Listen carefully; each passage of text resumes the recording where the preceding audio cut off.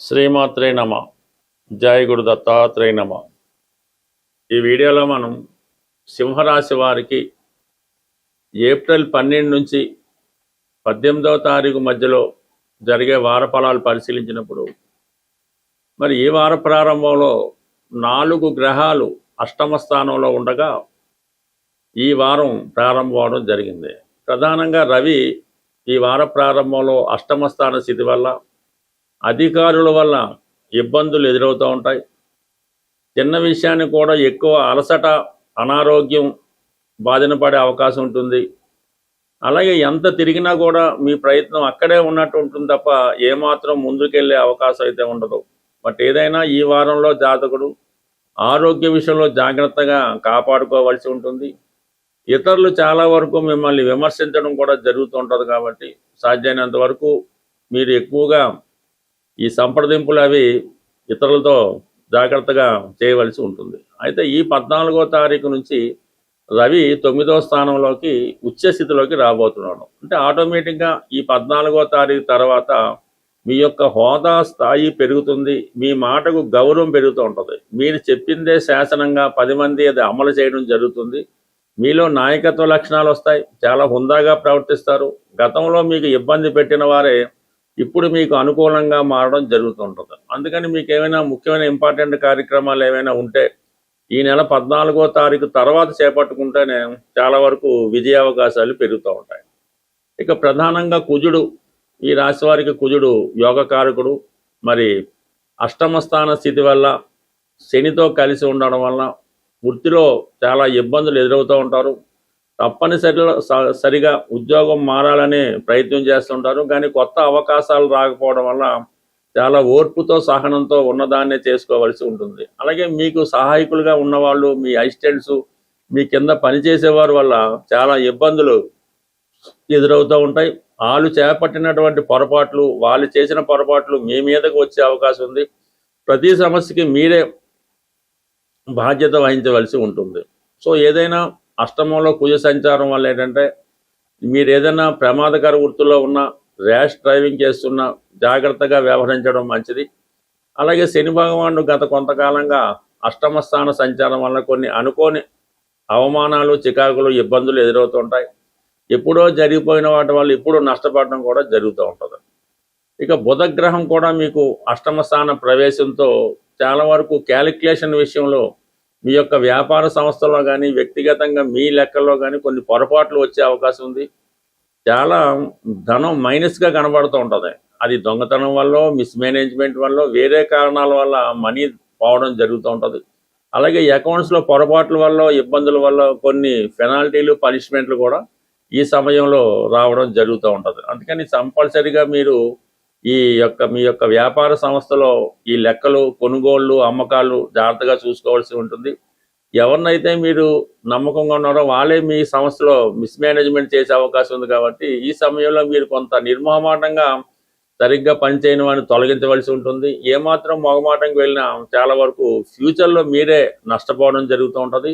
ఇతరులు చేసిన పొరపాట్లకు మీరు బాధ్యత వహించడం జరుగుతుంటుంది. కాబట్టి కంపల్సరీగా మీరు ఈ నెలలో జరిగే ప్రతి వ్యవహారం, పాత వ్యవహారాలు కూడా కంప్లీట్గా మీరు ఎప్పటికప్పుడు లెక్కలు సరిచూసుకోవాల్సి ఉంటుంది.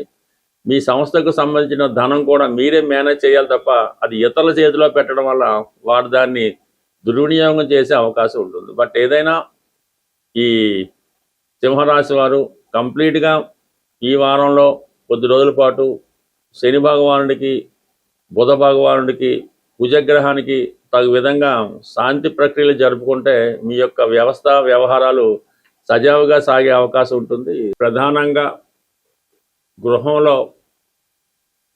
శుభకార్యాలు ఎంత కష్టపడినా వాయిదా పడడం జరుగుతూ ఉంటుంది. ఇంట్లో ఒకరికి ఒకరికి సరైనటువంటి సత్సంబంధాలు లేకపోవడం, ఇంటి అవసరాలకి తేవలసినటువంటి వస్తువులు కానీ, సదుపాయాలు కానీ సమకూర్చడంలో విఫలం అవుతూ ఉంటారు. అంటే అందరూ సంపాదిస్తుంటారు, ఎవరు బాధ్యత తీసుకోరు.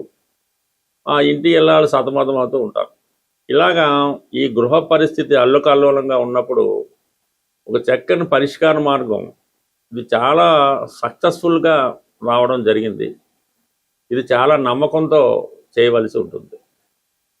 ఒక మంచి శుభ్రమైనటువంటివి న్యూ స్టాకులో ఉన్నటువంటి పసుపు కొమ్ములు ఒక 111 తీసుకోవాలి.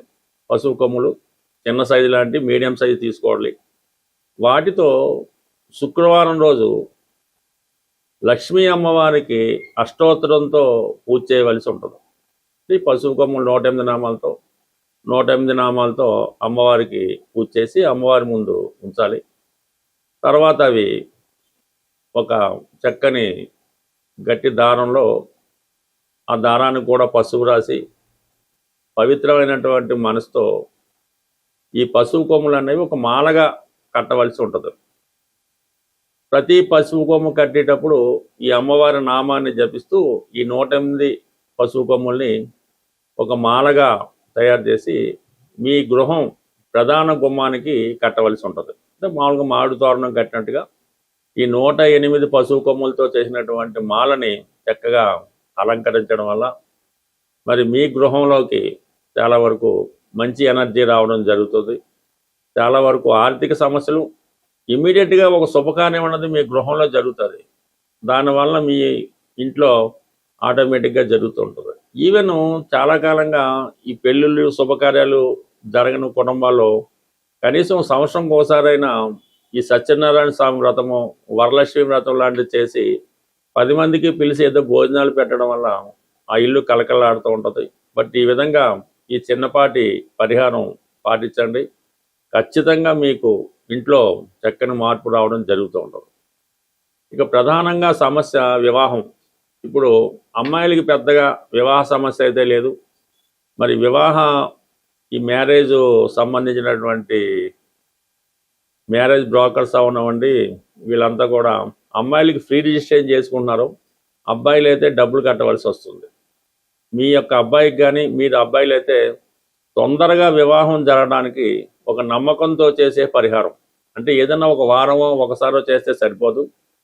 ఎవరికి వారే స్వయంగా చేయవలసినటువంటి పరిహారం ఇది. ప్రధానంగా అబ్బాయిలు మంగళవారం రోజు ఆంజనేయ స్వామి వారి ఆలయంలో సాయంకాలం పూట జిలేబీ పంచిపెట్టవలసి ఉంటుంది అక్కడ ఉన్నటువంటి భక్తులకి. ఈ విధంగా కొన్ని వారాలు పంచిపెట్టడం వల్ల వివాహానికి అనుకూలత ఏర్పడుతూ ఉంటుంది. అలాగే వీరు ఈ స్ఫటికమాల ధరించవలసి ఉంటుంది. మెడలో స్ఫటికమాల ధరించడం వల్ల అబ్బాయిలకి తొందరగా వివాహం కుదురుతుంది. మీకు ఏదైనా చిన్న చిన్న బలహీనతలు ఉంటే వాటి నుంచి బయటపడడం జరుగుతూ ఉంటుంది. ఇక ప్రధానంగా గురువారం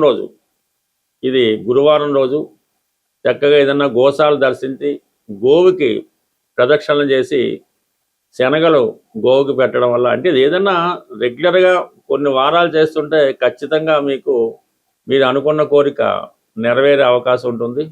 ఇవన్నీ కూడా చాలా కాలంగా పాత పరిహారాలు మళ్ళీ మర్చిపోయి ఇప్పుడిప్పుడే మళ్ళీ కొత్తగా అమల్లోకి రావడం జరుగుతూ ఉంటుంది. బట్ ఏదైనా అన్ని సమస్యలకి పరిష్కారం రెగ్యులర్గా మీరు హనుమాన్ చాలీసా పారాయణ చేయడం కానీ, సుందరకాండ పారాయణ చేయడం కానీ, రామాయణం ఈవెన్ టీవీలో కూడా ప్రతిరోజు రామాయణం వినడం వల్ల ప్రధానంగా నిరుద్యోగ సమస్య పరిష్కారం అవుతుంది. పిల్లల యొక్క అభివృద్ధి, వారి యొక్క సక్సెస్ మీరు చాలా వరకు చూడడం జరుగుతుంటుంది. ఏదైనా దైవాన్ని మించినటువంటిది అంటే ఇటువంటి రాముడు, సూర్యుడు ఇవన్నీ మనకి తొందరగా అనుగ్రహాన్ని ఇచ్చే దేవతలు. స్వస్తి.